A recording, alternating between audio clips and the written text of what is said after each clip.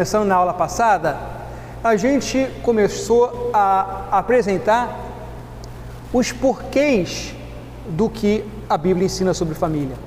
Na aula passada, a gente tentou argumentar filosoficamente por que o casamento é aquilo que a Bíblia diz que ela é. A gente apresentou uma defesa filosófica disso e por que o governo, a autoridade civil, deve reconhecer o casamento como homem e mulher. Na aula de hoje, baseada neste livro aqui, Casamento e Civilização, como a monogamia nos torna humanos, a gente vai tentar apresentar os impactos sociais que essa concepção de casamento enquanto a união entre um homem e uma mulher teve para a formação das civilizações humanas.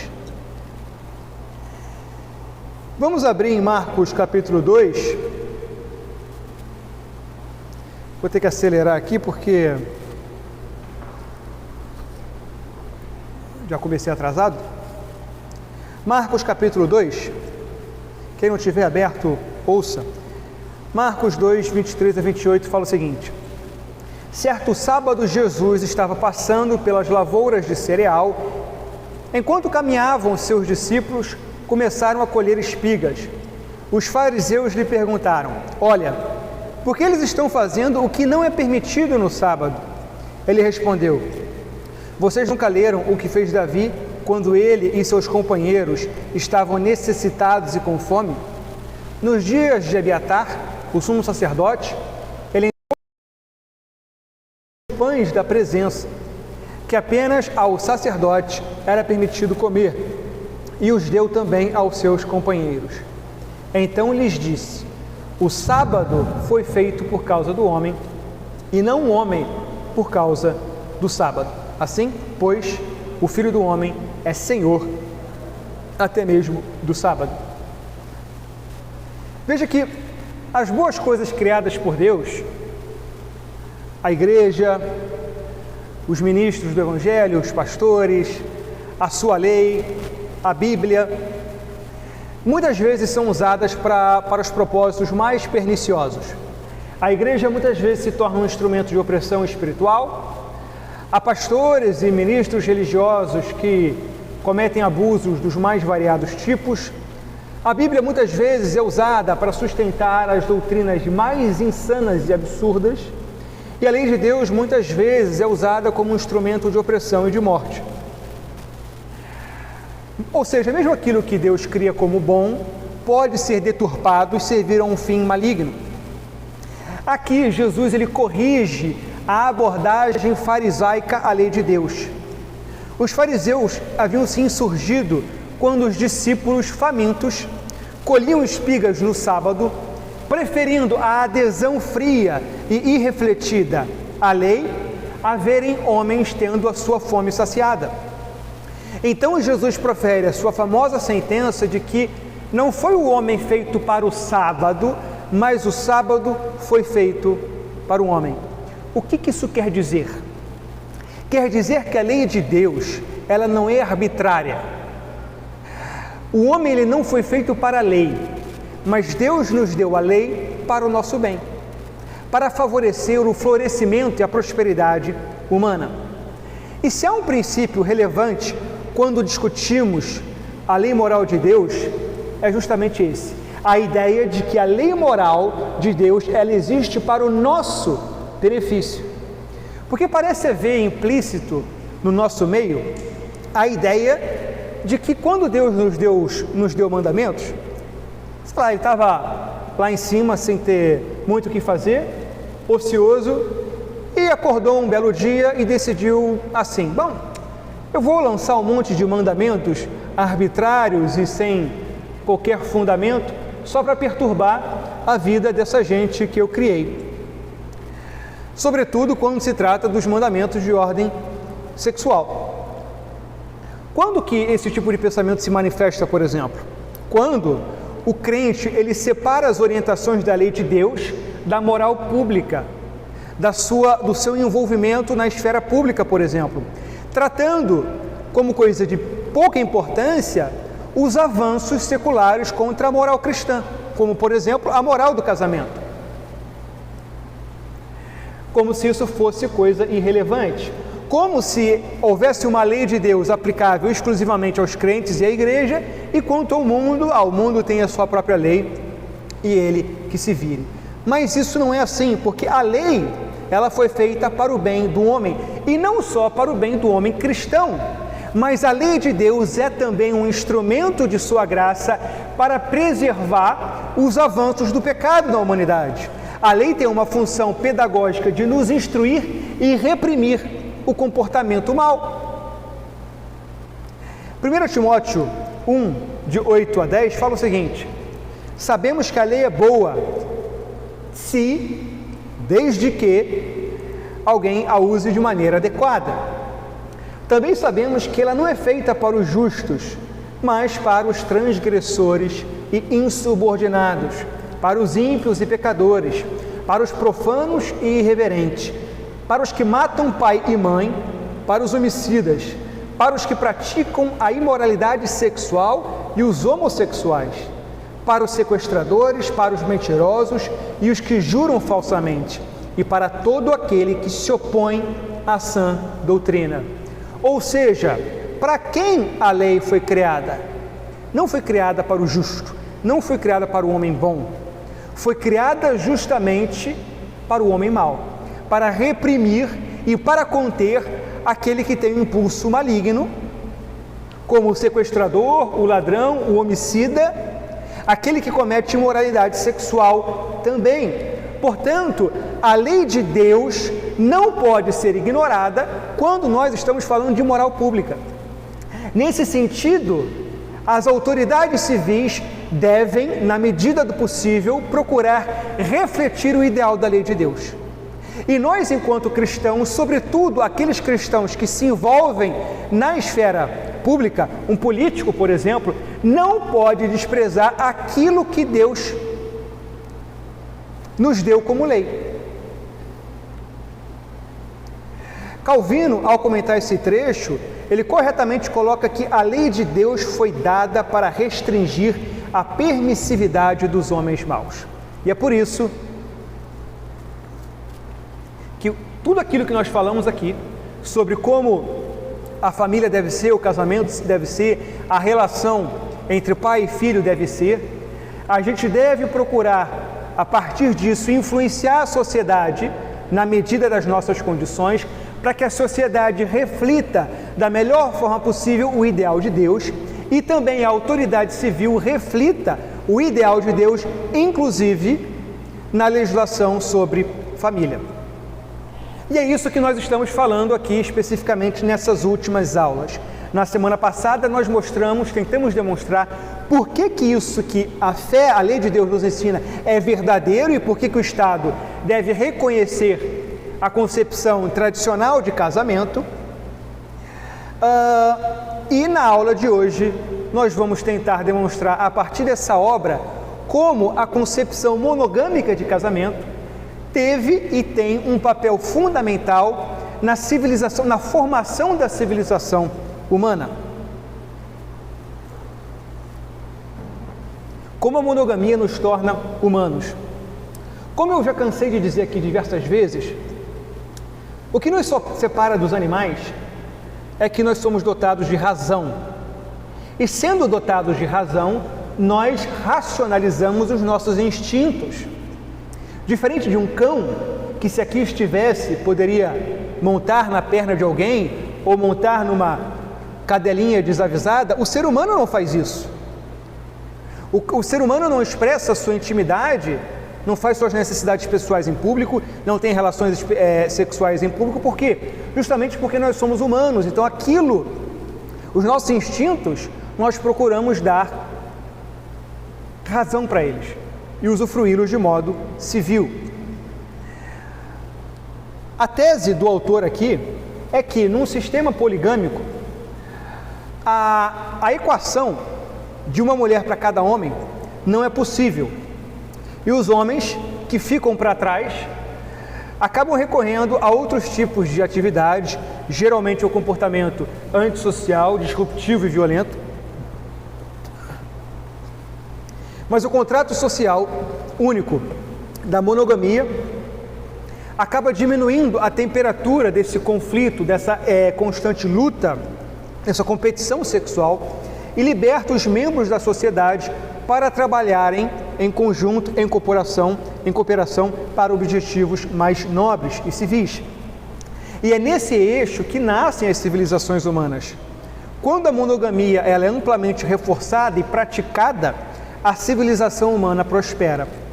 Como o autor coloca, a regra é: aqueles que formam famílias tradicionais tendem a prosperar, tendem a alcançar uma prosperidade, um florescimento humano, e aqueles que não conseguem acabam por fracassar. Só que esses valores da monogamia não nascem em árvores.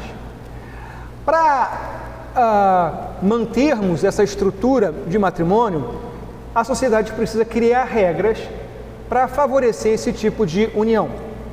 Então, embora a monogamia seja manifestamente a melhor forma de se organizar o relacionamento sexual numa civilização, ela também é uma união frágil que está constantemente sob ataque dos mais variados tipos.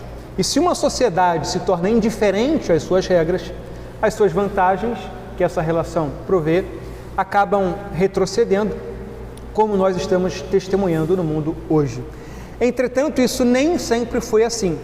Citando dados especificamente dos Estados Unidos da América, que em grande parte podem ser replicados na nossa realidade também, o autor mostra que na década de 50 do século passado, nos Estados Unidos, mais de 75% dos lares eram ocupados por casais casados. A ilegitimidade, ou seja, filhos nascidos fora da união matrimonial, girava em torno de irrisórios 5%, ou seja, na sociedade americana, na década de 50, apenas 5% das crianças nasciam fora de um matrimônio. E mais de 80% das crianças brancas viviam com seus pais naturais, pai e mãe biológicos. Entre a classe negra, os números eram um pouco menores, mas não muito. A ilegitimidade girava em torno de 10% e 70% das crianças viviam com os dois pais biológicos, e o fenômeno da maternidade solteira era algo que praticamente não existia. Nos dados mais recentes, de 2018, a ilegitimidade pulou para 69% entre os negros americanos, ou seja, quase 70% das crianças nascem fora do contexto de um matrimônio, 51% entre os hispânicos, 28% entre os brancos e 11% entre os asiáticos. E o que a gente começa a perceber aqui? Há uma correlação entre a estratificação social e a ilegitimidade. Na sociedade americana, e isso basicamente ocorre em toda a civilização ocidental, os asiáticos tendem a estar no topo da pirâmide social. São os mais prósperos, os mais bem-sucedidos, os mais ricos. E o nível de ilegitimidade entre os asiáticos é de apenas 11%. Logo abaixo vem os brancos, que têm 28% de ilegitimidade. Depois os hispânicos, com 51% de ilegitimidade, e abaixo os negros com 69% de ilegitimidade. Então a gente começa a ver aqui que um dos fatores responsáveis pela desigualdade social não é a medida de quanta benesse, quanta assistência social do governo uma classe recebe ou não, mas parece estar muito mais associada com a forma de se viver um relacionamento, sobretudo um relacionamento sexual. E essa dissolução do matrimônio, como se vê, ela acaba prejudicando especificamente as pessoas no nível social mais baixo. Essas ideias modernas e liberais geralmente vêm das classes altas, só que as classes altas, curiosamente, não são tão afetadas quanto as classes mais baixas, que acabam pagando o preço em termos de legitimidade, relação sexual extraconjugal, gravidez fora do matrimônio, etc. e tal. E o principal indicador de se uma criança terá pobreza ou riqueza ao crescer é a presença do pai e da mãe biológicos. O casamento reduz a probabilidade de uma criança enfrentar a pobreza em mais de 80%. O cerne do livro está em demonstrar as raízes biológicas da monogamia, demonstrar como a natureza humana ela parece naturalmente tender à monogamia e os relacionamentos conjugais desviantes seriam um desvio, um afastamento da norma original.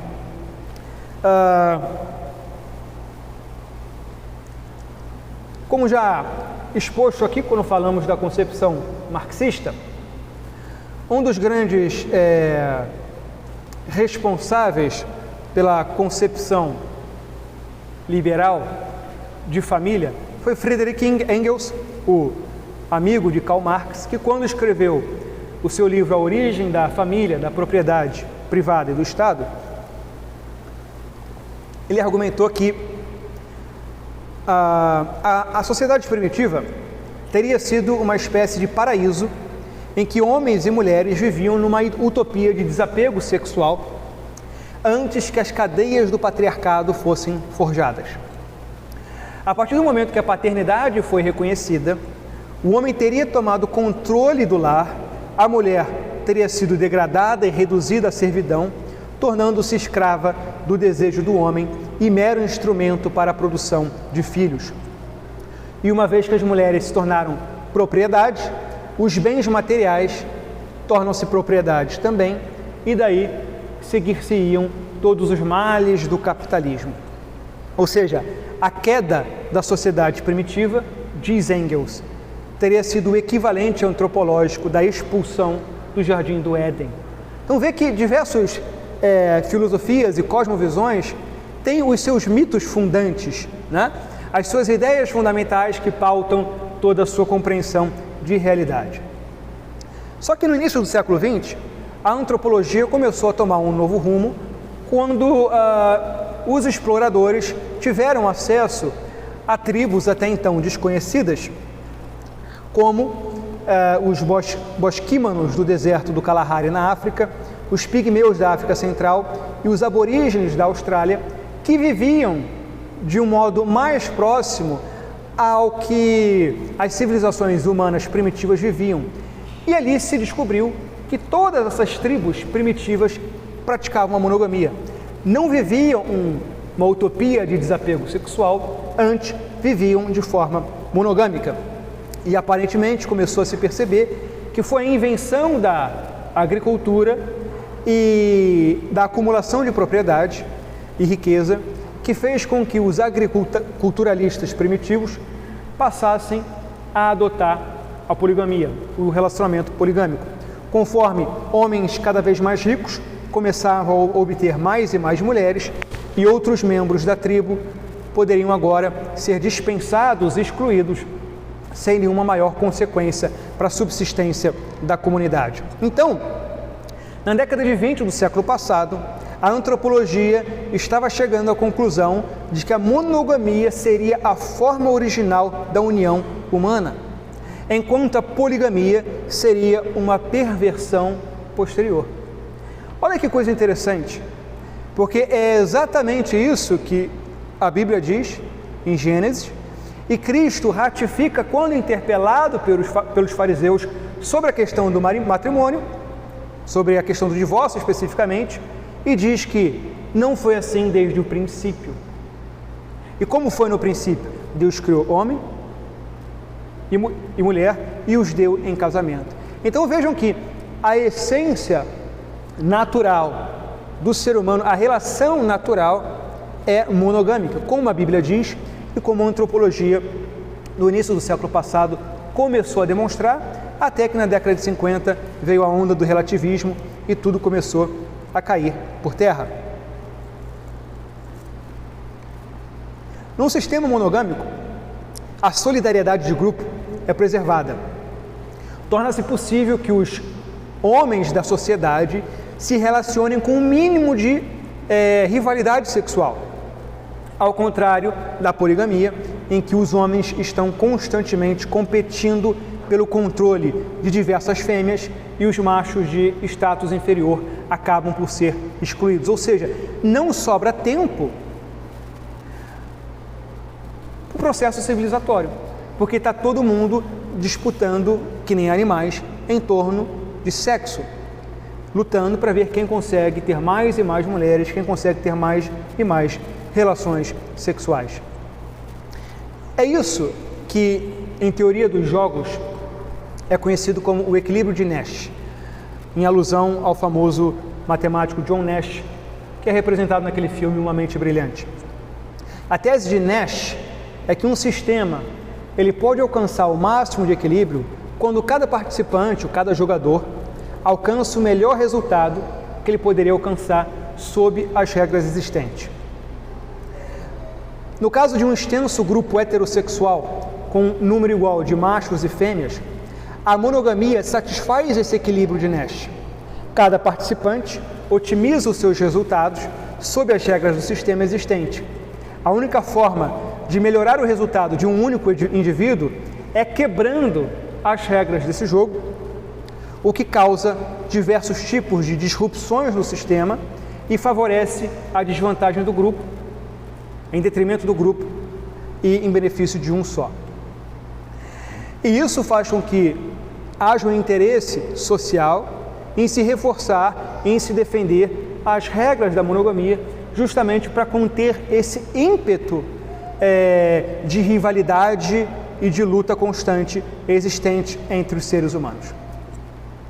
Num livro de 1981, intitulado Um Tratado sobre a Família, o economista vencedor do Nobel, Gary Becker, ele demonstrou que em culturas poligâmicas, os homens mais velhos de baixo nível social, eles acabam recorrendo a mulheres cada vez mais jovens.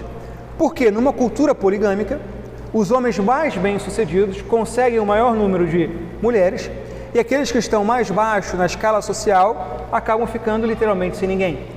O que acaba levando essas culturas, os homens dessas culturas, a buscarem mulheres cada vez mais jovens.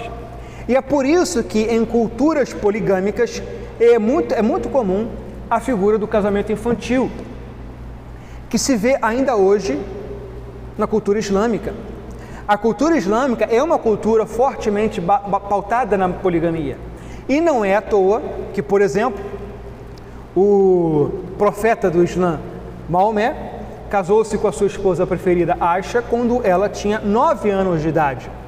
Então vocês veem que a forma que a gente organiza a sociedade pode ter consequências positivas ou consequências negativas. E quanto menos nós refletimos a verdade da lei de Deus, maiores serão as consequências negativas e perversas que uma sociedade vai enfrentar. Então uma coisa acaba atraindo a outra. E além de tornar mais comum o casamento infantil, dada a escassez de mulheres, isso acaba gerando um estado constante de conflito interno, onde os homens têm que competir arduamente entre si para poderem ter um vínculo matrimonial, e também o conflito externo, onde as tribos poligâmicas precisam entrar em guerra com as outras para tomar as mulheres das outras tribos e sociedades, que é mais uma vez uma marca do Islã. Inclusive, o Islã admite, de acordo com o Corão, inclusive a escravidão sexual, que é justamente essa tomada de mulheres de um exército, de uma sociedade subjugada, tomada para si, para uso em benefício do exército vitorioso. Então vocês vejam que existe uma relação histórica entre a forma que se vive o matrimônio e os índices de violência e estabilidade de uma sociedade. Quanto mais poligâmica, maior a tendência a conflitos internos e conflitos externos também. Agora, ao suprimir a competição intrasexual e reduzir a quantidade de homens não casados, a monogamia normativa, ou seja, quando a sociedade ela normatiza a monogamia como o tipo de união ideal, isso acaba reduzindo a criminalidade, incluindo estupro, assassinato, assalto, roubo e fraude, assim como diminui os abusos pessoais. Ao direcionar os esforços masculinos da busca por esposas para um maior investimento matrimonial e parental, a monogamia normativa aumenta a poupança, aumenta o investimento dos pais nos filhos, na produtividade econômica, enquanto as sociedades polígamas tendem a se envolver cada vez mais em conflitos internos e guerras externas. O autor, ele a partir de todos esses estudos, ele resume uma série de vantagens que o relacionamento monogâmico traz às civilizações humanas. A primeira delas é que a quantidade de homens sem vínculo afetivo é reduzida, de modo que eles não formam um resíduo potencialmente disruptivo na sociedade. O crime, por sua vez, acaba se reduzindo de igual modo, dado que a maior parte dos crimes é cometida por homens não casados. Golpes políticos e conflitos entre facções se tornam menos comuns, porque há menos homens solteiros dispostos a se envolver em conflitos armados e exércitos rebeldes. A sociedade acaba se tornando mais produtiva, porque os homens trabalham mais quando estão casados. As crianças crescem num contexto melhor, porque os homens investem nelas em vez de usar de seus recursos para obter mais e mais esposas. As relações conjugais entre homens e mulheres melhoram, porque eles passam a estar mais dedicados um ao outro, em vez de apenas a uma relação econômica e produtiva. E, por fim, os casamentos infantis desaparecem e a diferença etária entre o homem e a mulher também diminui. A menor desigualdade entre homem e mulher e o abuso conjugal diminui. Tolstói, o famoso escritor russo, ele disse certa vez que cada família feliz é similar, mas cada família infeliz é infeliz à sua própria maneira. O que ele quer dizer com isso? Existem diversas formas de se ter uma família infeliz. Tem o pai alcoólatra, o pai abusivo, tem a esposa insubmissa, o filho que não respeita os pais, a família em constante conflito. E se você avaliar no seu contexto social, na sua vida, você vai ver que existem inúmeras formas de se destruir uma família. Então, cada família infeliz é infeliz de diversas maneiras. Só que a felicidade conjugal, ela parece vir sempre atrelada a um conjunto mais ou menos parecido de valores. Dificilmente você vai ver uma família estruturada e bem-sucedida longe daquilo que, desde o princípio, Deus propôs para nós. A união entre um homem e uma mulher, um relacionamento permanente e exclusivo, aberto à vida e à criação da vida familiar e dos seus filhos. Então, há infinitas formas de se ter uma família infeliz. Mas quanto à felicidade conjugal, há pouca, talvez uma só. Mas todos esses desvios familiares, como a antropologia demonstrou, não eram assim desde o princípio. Os desvios da norma são um desvio daquilo que Deus originalmente criou. Então não foi assim desde o princípio, e o caminho da felicidade conjugal e da ordem social foram revelados há muito tempo por Deus no livro de Gênesis e ratificado por Cristo. Então, irmãos, não há muito o que inventar, não há necessidade de reinventar a roda. Aí, volta e meia, há sempre novas teorias de como viver a vida conjugal, como criar os filhos, o que é uma família. E muitas vezes vejo muitos cristãos indo atrás de modas e mais modas, que nada mais são do que uma absorção da cosmovisão e da esfera de valores que a cultura atual decidiu viver. E não há necessidade de inventar a roda para se ter uma família sólida, um casamento estruturado e criar os filhos nos caminhos devidos. Basta que nós, cristãos, tenhamos verdadeira fé naquilo que Deus disse e vivamos de acordo na nossa vida pessoal e, na medida do possível, buscamos instruir a sociedade de acordo com a lei de Deus, para que a sociedade tenha o seu ímpeto pecaminoso contido por esse instrumento da graça comum, que é a lei de Deus. Amém? Oremos. Senhor, muito obrigado pelo dia de hoje, obrigado por essa exposição, que possa ter servido, possa ter sido positiva, para a gente entender um pouco mais por que a Tua lei foi feita para o nosso bem, e não nós feitos para uma lei arbitrária e não relacionada à ordem social e à ordem interior das nossas almas. Que nós possamos, a partir disso, ter mais fé naquilo que o Senhor disse. Não busquemos novidades, mas busquemos cada vez mais entender aquilo que o Senhor disse e aplicar a Tua verdade da melhor maneira. No nome de Jesus, amém.